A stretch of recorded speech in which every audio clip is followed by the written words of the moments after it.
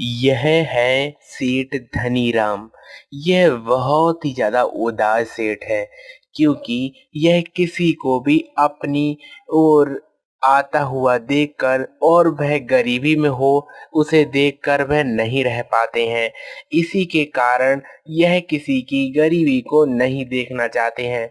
इनका कहना है कि गरीब होना बहुत ही ज़्यादा बुरा है और मैं सेठ हूँ, इसी के नाते मैं सभी की गरीबी मुक्त कर दूंगा। ऐसा ही इनका ख्याल आता था। अरे बताओ, हम अपने गांव में सबसे ऊंचे सेठ हैं और सेठ होने के कारण हमने कितने लोगों को रुपए पैसे दिए हैं। कुछ लोग तो हमारे रुपए पैसे वापस कर जाते हैं, लेकिन कुछ तो वापस करने के लिए आते ही नहीं हैं। अच्छा, तो कुछ तो ऐसा ही करता हूँ। सेठ बार बार यही सोचता था। सेठ का एक नियम था कि सेठ बार बार एक जो भी उधार लेने के लिए आता था, सेठ एक ही प्रश्न पूछता था। इन्हीं दिनों सेठ के घर पर बहुत से लोगों का आना हुआ। सेठ जी, मुझे अपनी पुत्री का विवाह करना है और विवाह में बहुत ही ज़्यादा खर्चा होगा। अगर आप मेरी सहायता कर सकें तो ठीक रहेगा, क्योंकि मैं जिस प्रकार से इतना दुखित रहता हूँ, मैं क्या बताऊँ, बताओ क्या करूँ। पुत्री का विवाह करना है, दहेज भी बहुत मांगा है और दहेज मांगने के खातिर मैं बताओ क्या करूँ, बताइए ना सेठ जी। क्या? मेरे सामने इतनी दीनता दिखाने की कोई आवश्यकता नहीं है।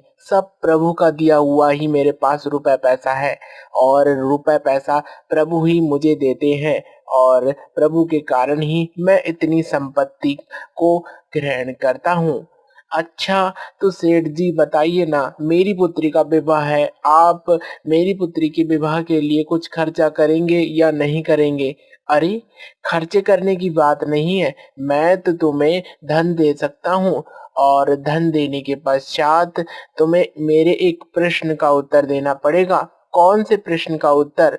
बस मेरा प्रश्न यह है कि तुम इस जन्म में मेरे इस उधार पैसे को चुकाओगी या अगले जन्म में? अरे सेठ जी, ये कैसे प्रश्न है और कैसी बात कर रहे हैं आप? हाँ, मैं जिससे भी रुपए या पैसे देता या लेता हूँ, मैं प्रश्न यही करता हूँ कि तुम इस जन्म में पैसे दोगे या अगले जन्म में दोगे?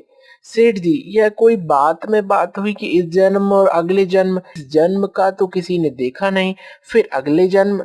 अरे नहीं नहीं, मैं अपने गुरुजी को जानता हूँ और गुरुजी ने मुझे बताया है कि तुम नेक दिल सेठ बनना और सेठ बनने के खातिर तुम जो भी कार्य करोगे वह सब प्रभु देख रहे हैं और यही समर्पित कर कर करना कि जो भी मैं कार्य करूँगा सब प्रभु ही देख रहे हैं। अच्छा, तो यह तो बात बहुत ठीक है। तो सेठ जी, पिछले जन्म अगले जन्म कुछ नहीं, मैं इसी जन्म में आपको दूँगा। हो सके तो मैं कुछ ही महीनों में आपके ये पैसे चुका दूँगा। अच्छा, तो कुछ लिखा-पढ़ी कर ली जाए या तुम ऐसे ही चुका दोगे? हाँ, ऐसा दोनों में वार्ता होकर सेठ अपने नौकर से कहता है, जाओ अंदर से तिजोरी में से जाकर 20 मोहरे सोने की लाकर दो, जिससे इस गरीब व्यक्ति की पुत्री का विवाह हो सके। अच्छा, यह तो बहुत बहुत ही अच्छी है। बताओ सेठ जी, आप कितने अच्छे हो, जो भी आता है उससे कुछ भी नहीं कहते हो, ना ही उसके घर पर बार बार मांगने के लिए जाते हैं। हाँ, मैं क्यों जाऊं मांगने के लिए? सभी प्रभु का ही दिया हुआ है, प्रभु के लिए ही समर्पित है और कुछ भी नहीं है। अच्छा सेठ जी, तो आप जो भी देना चाहें दे दीजिए। ऐसा कहकर सेठ जी उसे दे देते हैं। तब सेठ जी का नौकर कहता है, वैसे सेठ जी, आप इतना धन धान्य से भरे हुए हैं और ऐसे आप गरीब व्यक्तियों में बांटते हैं और प्रश्न बार बार यही करते हैं कि इस जन्म में दोगे या अगले जन्म में दोगे। मुझे तो इसका कुछ चक्कर ही लगता है। अरे ऐसा कोई चक्कर नहीं है, बताता हूँ, सुनो। एक समय की बात है, मैं अपने गुरुजी के पास गया था और उस समय मेरी स्थिति इतनी ठीक नहीं थी जितनी इस समय ठीक है। वैसे कैसी?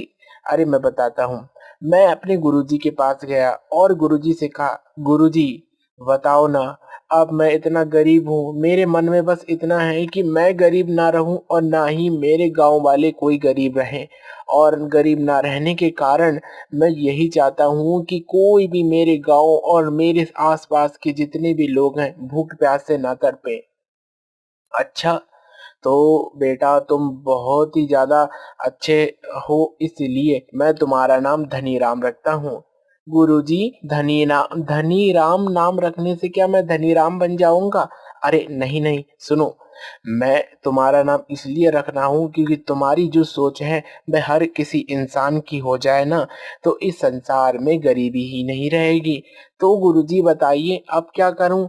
बस तुम अपने इस नाम का परिवर्तन कर कर अपने गाँव, अपने घर में जाओ और कुछ व्यवसाय खोलना जिस व्यवसाय से तुम अपना कार्य कर सको।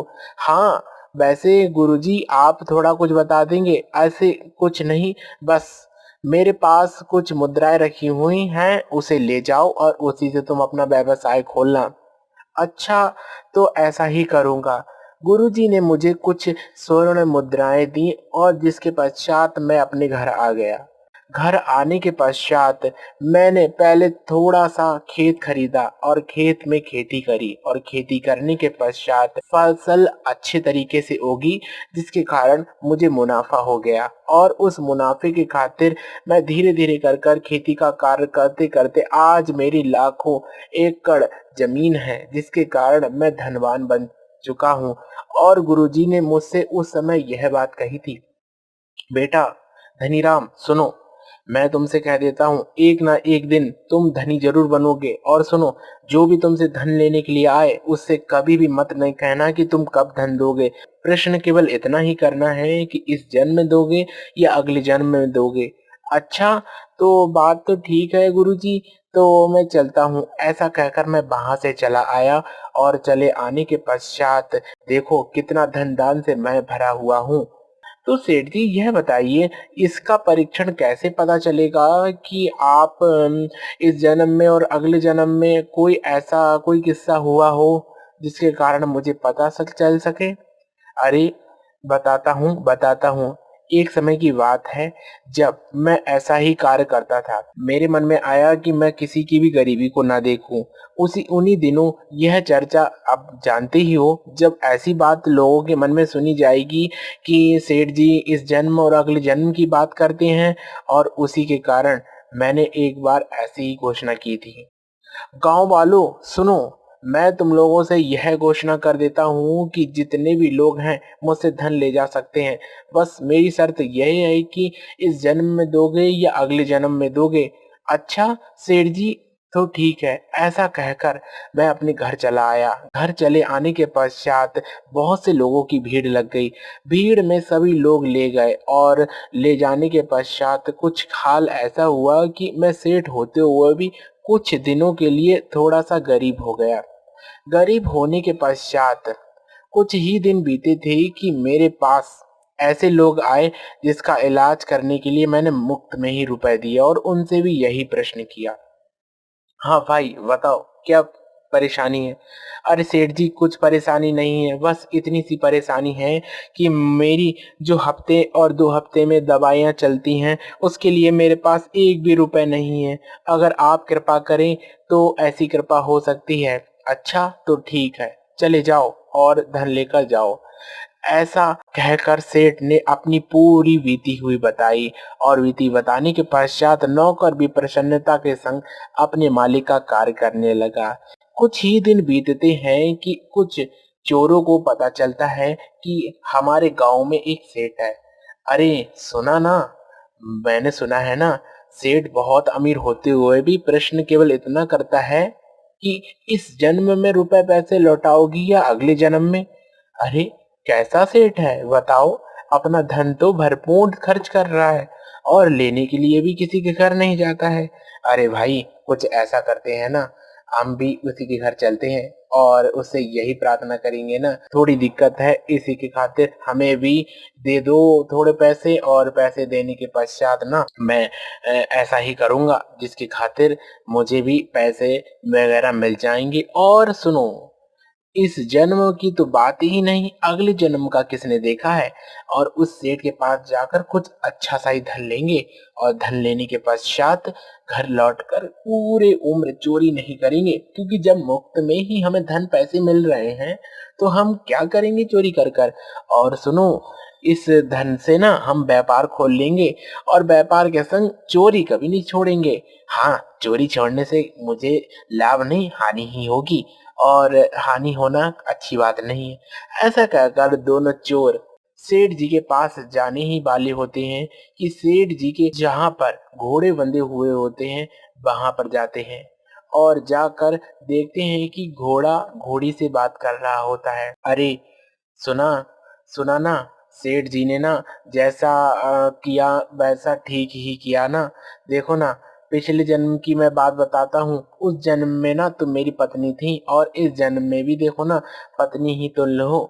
हाँ बताइए।